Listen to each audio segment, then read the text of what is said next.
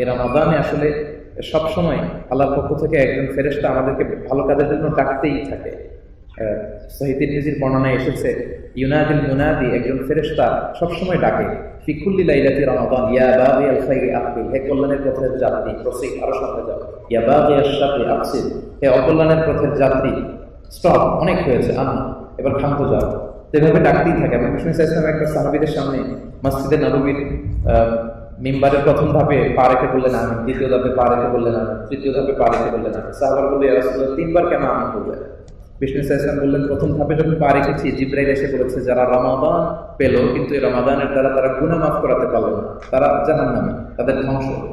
জিবরাইল বলেছে আমিন, আমাকে বলতে বলা হলো আমিন, আমি বলেছি আমিন।